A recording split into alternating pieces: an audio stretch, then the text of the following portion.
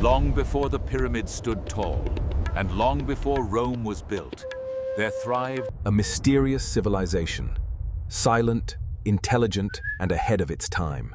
This is the story of the Indus Valley Civilization, the lost world of Harappa and Mohenjo-Daro. Around 3300 BCE, on the fertile banks of the Indus River, where Pakistan and northwest India stand today, humans began a journey that would change history. They learned to tame the floods, sow crops, and build communities. Villages grew into towns, and towns evolved into one of the world's first urban civilizations. While Egypt was raising its pyramids and Mesopotamia was writing on clay, the people of the Indus Valley quietly built something extraordinary. Enjoy, a civilization of peace, planning, and perfection. By 2600 BCE, the Indus civilization had reached its golden age. Two magnificent cities stood as jewels of human progress, Harappa in the north and Mohenjo-Daro in the south.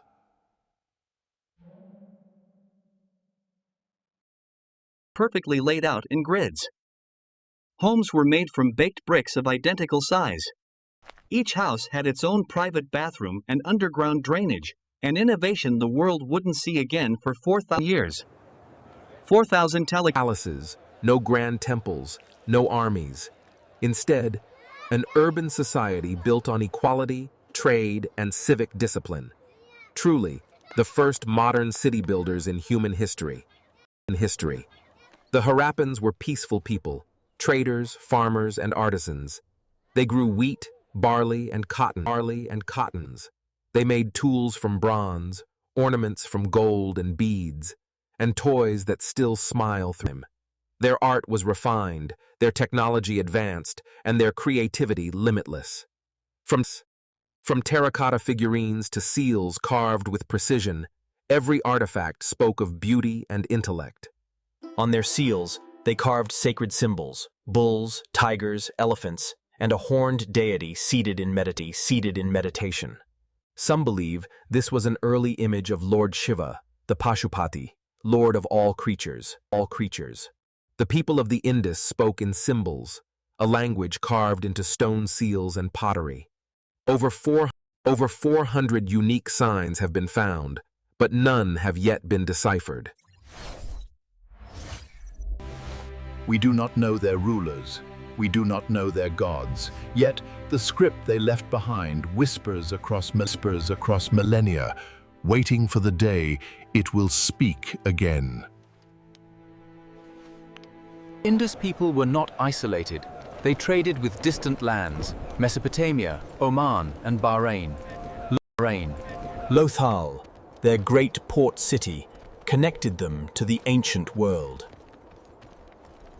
Metals and textiles as Sepphoris, and imported luxury goods.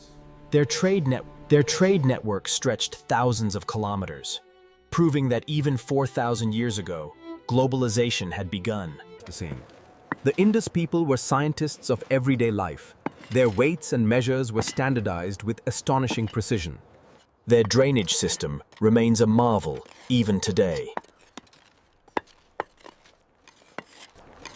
Their technology wasn't just about power, it was about harmony. They engineered cities not for kings, but for the common good.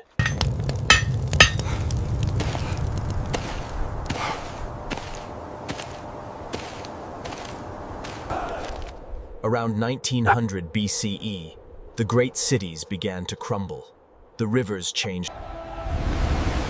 Around 1900 BCE, the Dried up. Crops failed. Trade routes vanished.